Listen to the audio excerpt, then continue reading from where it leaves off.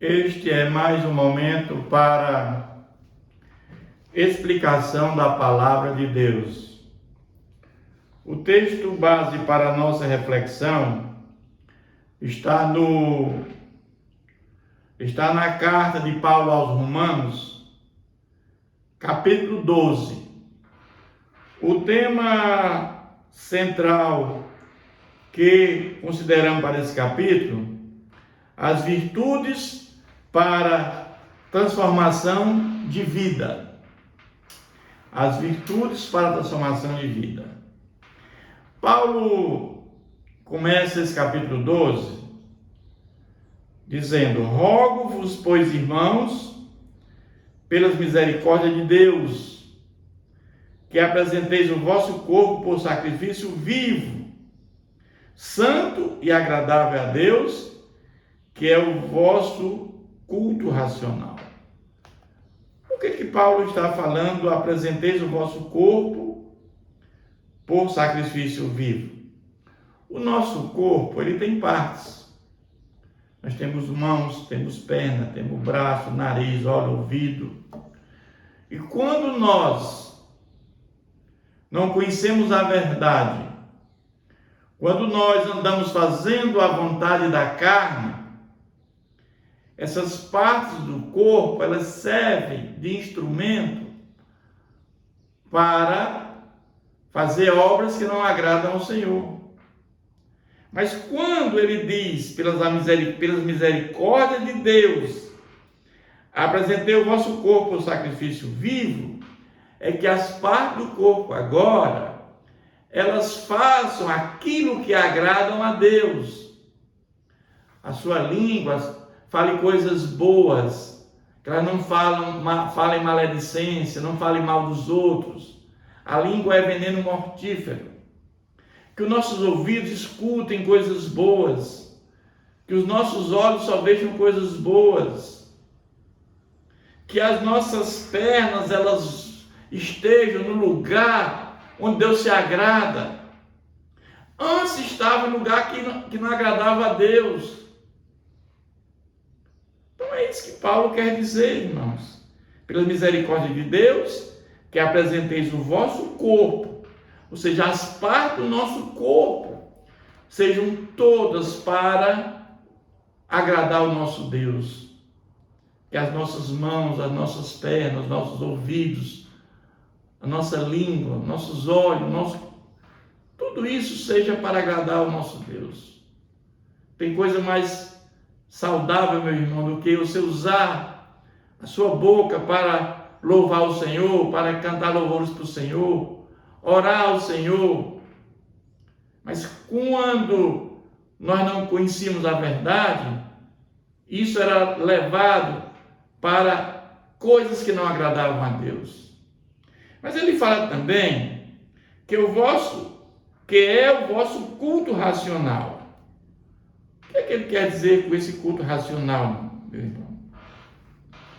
É o culto que nós muitas vezes assistimos. Existe hoje uma quantidade de gente muito grande, desigrejada, entendendo que ficar em casa é o suficiente, assistir na mídia, nas redes sociais é o suficiente. Mas a igreja é o lugar de comunhão, é o lugar que você vai ter uma interação com os irmãos. Mas se você vai para o culto, meu irmão, minha irmã, você sai do culto. Dentro do culto você é uma pessoa. É uma pessoa que se mostra ser um homem de Deus, uma mulher de Deus. Mas quando sai do culto, você passa agora a ser uma outra pessoa. Você já sai do culto falando mal de alguém. Você já sai do culto, muitas vezes não sabe nem aquilo que o pastor falou, porque você não prestou atenção, você não deu a mínima atenção, você vai para o culto como uma obrigação. Esse culto não é racional, meu irmão. Por quê? Da mesma maneira que você está dentro da casa de oração, dentro do templo, em comunhão com a sua igreja, com os seus irmãos, dessa mesma maneira a sua vida, a sua prática de vida. O seu comportamento deve ser o mesmo em qualquer circunstância, ou em qualquer situação da sua vida. Isso é o que Paulo fala na Nova Vida. Ele vai continuar dizendo: e não nos vos conformeis com este século, com este mundo, mas transformai-vos pela renovação da vossa mente, para que experimenteis qual seja a boa, agradável e perfeita vontade de Deus. Quando é que nós vamos ter essa agradável e perfeita vontade de Deus? Quando recebemos o Espírito Santo, meu irmão. Porque não devemos conformar com esse mundo. Porque esse mundo não tem o que nos oferecer, meus irmãos. Esse mundo é decaído pelo pecado. A inveja, a intriga, a soberba, a arrogância. As pessoas buscam o valor temporal em vez do eterno. Isso é que esse mundo nos oferece, esse mundo. Mas transformai-vos pela renovação da nossa mente. A nossa mente é transformada pelo poder do Espírito Santo. E isso acontece quando você escuta a palavra de Deus, que ela tem a capacidade de fazer com que haja transformação de vida, porque o Espírito Santo age. E ele vai agora fazer com que nós tenhamos a agradável e perfeita vontade de Deus na nossa vida. Mas ele também vai falar do devido uso dos dons espirituais que Deus nos concede. Quando você recebe o Espírito de Deus, quando nós temos o Espírito de Deus dentro de nós, Deus nos fornece dons espirituais. Ele vai dizer: porque pela graça que me foi dada, digo a cada um dentre vós, que não pense de si mesmo além do que convém. Antes pense com moderação, segundo a medida da fé que repartiu a cada um. É a questão de você entender que digo cada um dentre vós que não pense de si mesmo além do que convém. É a questão de você ser melhor do que outros, meu irmão. Do que eu sei que querer saber mais do que outras pessoas. Nós temos que ser humildes, porque muitos buscam falar das suas riquezas, dos seus prazeres. Mas quando nós conhecemos verdadeiramente a Deus, a maior glória do homem se constitui em conhecer a Deus. Se alguém se gloriar, glorie nisso. E devemos ser sempre humildes, porque muitos até se gloriam por conhecer muito a palavra de Deus. E na realidade, meus irmãos, nós sabemos muito pouco dessa palavra. Deus revelou muitas coisas para nós, mas como está em Deuteronômio 29, tem coisas que Deus não revelou e só Ele sabe. Porque assim como num só corpo temos muitos membros, mas em todos os membros tem a mesma função. Assim também nós, enquanto muitos somos um só corpo em Cristo, membros uns dos outros. Então nós vamos ver que em Cristo tem muitos membros e nós somos membros, do corpo de Cristo. Então todos nós somos membros do corpo de Cristo. E cada um tem sua importância. O corpo, os seus olhos, o corpo, o seu braço, o corpo, sem a perna. Então, cada um tem sua função. Mas ele vai dizer: tendo, porém, diferentes dons, segundo a graça que nos foi dada, de profecia, seja segundo a proporção da fé. Ele fala aqui na profecia, a palavra de Deus disse que a Bíblia está fechada. A Bíblia está pronta, acabada. nada é colocado mais na Bíblia. Tudo que for sugerido é anátema, seja maldito, porque não tem mais nada a se completar. A Bíblia está completa. Não existe mais apóstolo. A profecia já foram todas ditas. Então, quando se refere aqui à profecia, é que nós temos essa capacidade da pregação da palavra, da exposição, da leitura, a escritura da palavra de Deus. Ela está fechada. Também vai falar de outro dom, se ministério, dedictos ao ministério. Tem pessoas que têm o dom do ministério, o dom de servir, do serviço, ou aquele que tem o dom de ensinar, se esmere-se no fazê-lo. O que ensina esmere-se no fazer com alegria, com amor, com zelo.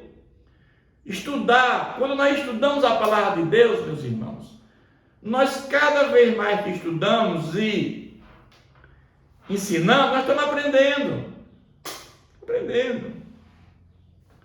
Ou que exorta, faça-o com dedicação.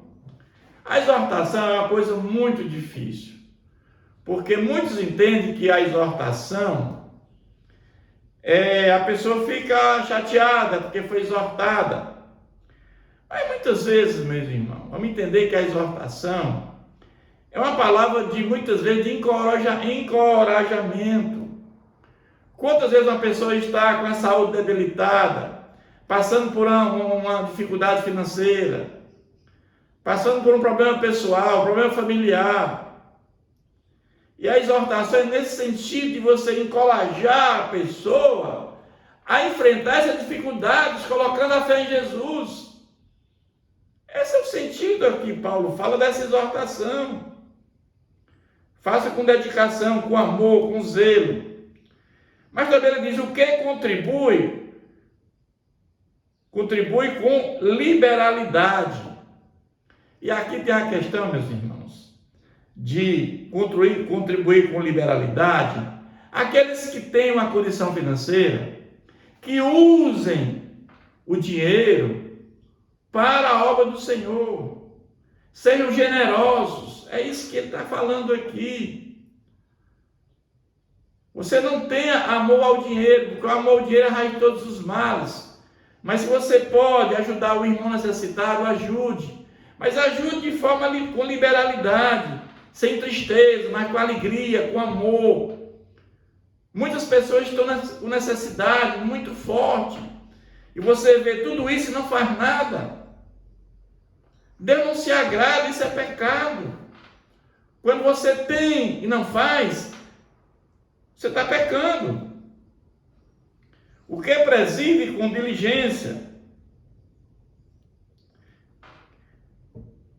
O presídio aqui é quando você tem, muitas vezes, a liderança, um cargo de liderança, que você tem que ter o cuidado, o zelo, para não maltratar seus irmãos com arrogância. E lá vai falar ainda de outro dom que você deve usar, que que exerce misericórdia com alegria. Mas vai falar aqui, meus irmãos, das virtudes recomendadas, as virtudes para a transformação de vida da nossa vida. Que virtudes são essas, meus irmãos? O amor seja sem hipocrisia. Lá no Antigo Testamento e no Novo Testamento, os fariseus eles eram hipócritas, e Jesus condenava a hipocrisia.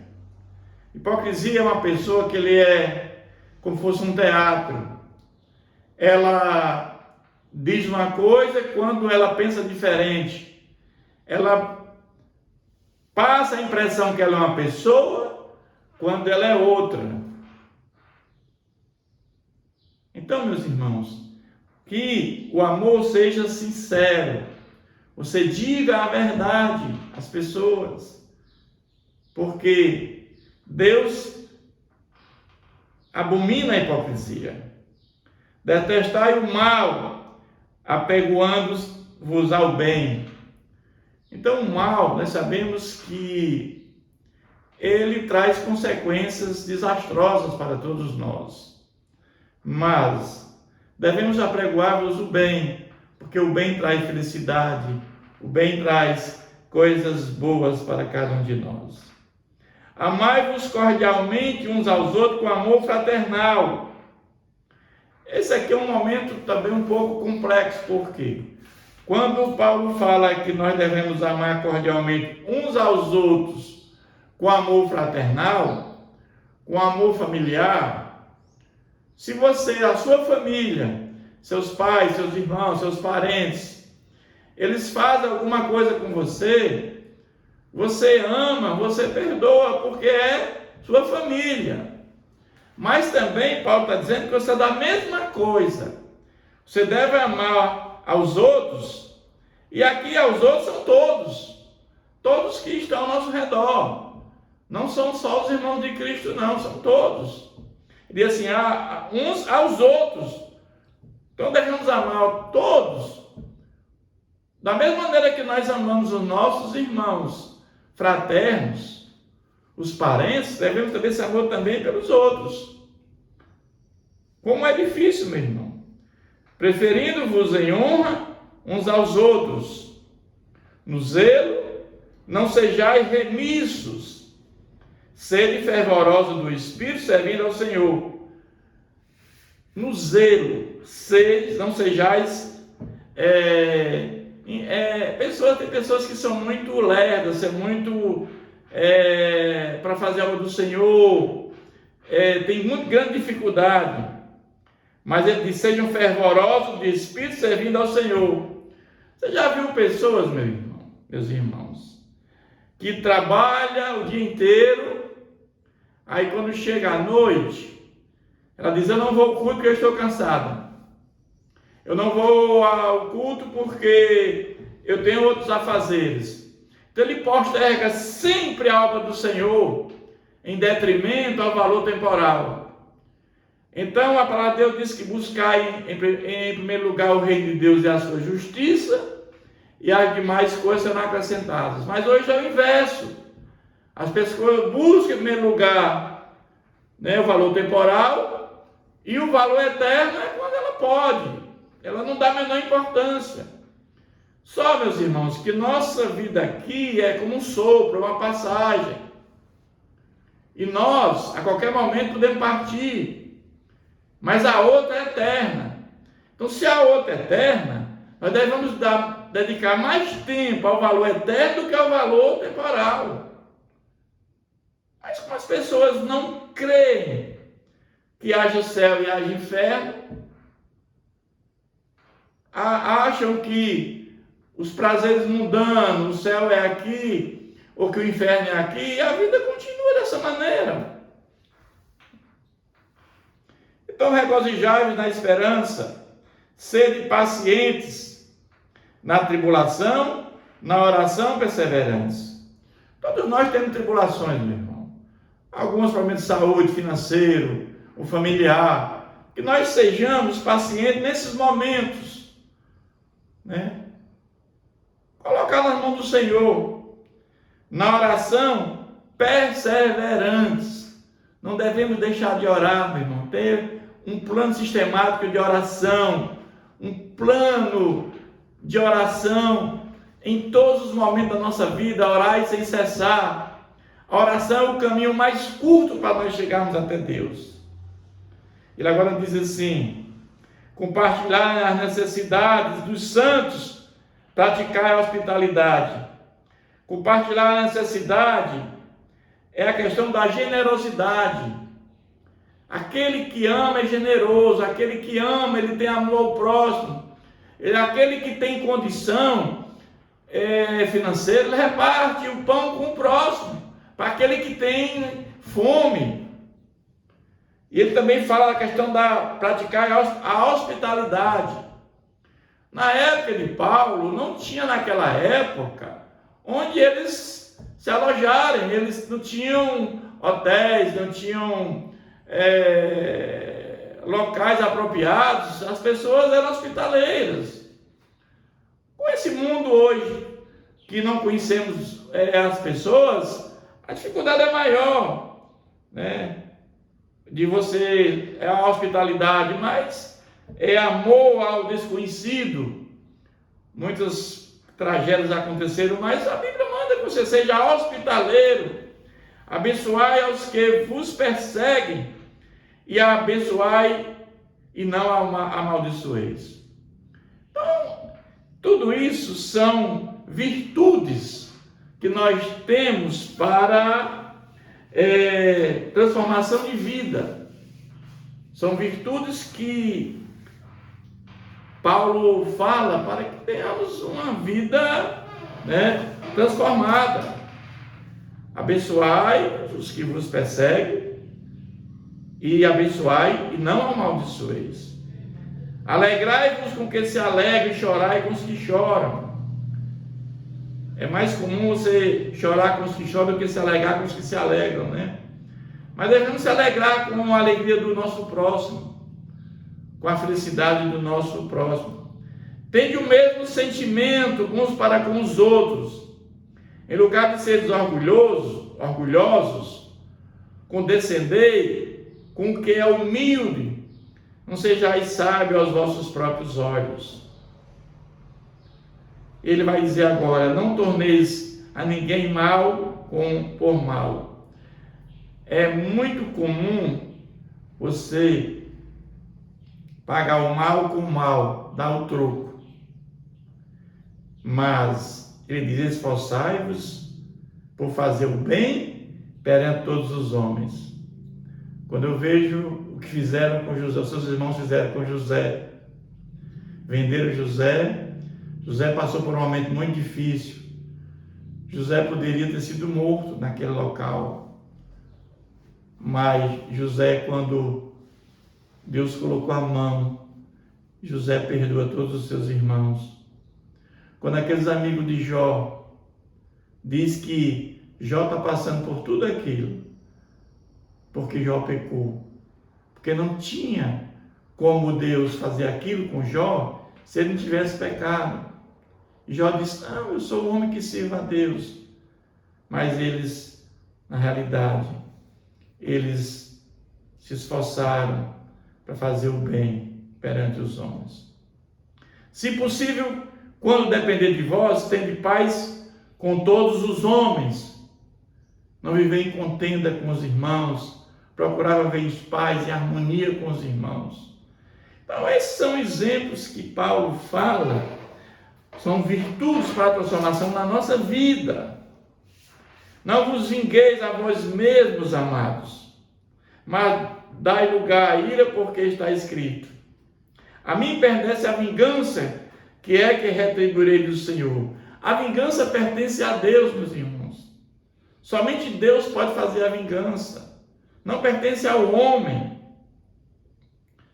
Jamais devemos entender que o ser humano, ele tem que pagar, nós temos que vingar aquilo que foi feito conosco. Entrega ao Senhor e Ele fará, porque Deus sabe o que aquela pessoa fez, merece. Ele dará o verdadeiro castigo. Pelo contrário, se o teu inimigo tiver fome, dá-lhe de comer. Se tiver sede, dá-lhe de beber. Porque fazendo isto, amontarás brasas vivas sobre a tua cabeça. Meus irmãos, eu sei quanto isso é difícil. Se o teu inimigo tiver fome, dá-lhe de comer. Se tiver sede, dá-lhe de beber, porque fazendo isso, amontoarás brasas vivas sobre a tua cabeça. Imagina que uma pessoa, ela tem uma raiva de você por não tinha um motivo justo para isso. E você vai a essa pessoa, né? E você, em vez de ela pedir perdão, você que vai pedir perdão a ela. Você vai fazer um favor para ela. E ele conclui esse capítulo dizendo: não te deixeis vencer do mal, mas vence o mal com o bem. Devemos vencer o mal com o bem. Devemos vencer o mal com a palavra de Deus. Jesus venceu o inimigo, as tentações, com a palavra de Deus. Jesus foi tentado com a natureza humana, porque Jesus tinha duas naturezas, humana e divina. Jesus, como natureza divina, não podia ser tentado, porque a Deus ninguém pode tentar. Mas Jesus tinha acabado de ser batizado e foi levado ao deserto, e lá ele foi tentado 40 dias, e todos os dias ele era tentado. E Jesus, ele venceu o mal com o bem, com a palavra de Deus. É assim nós também, irmãos, possamos usar esse exemplo de Jesus, que possamos usar a palavra de Deus para vencer o mal com o bem. Que Deus continue nos abençoando.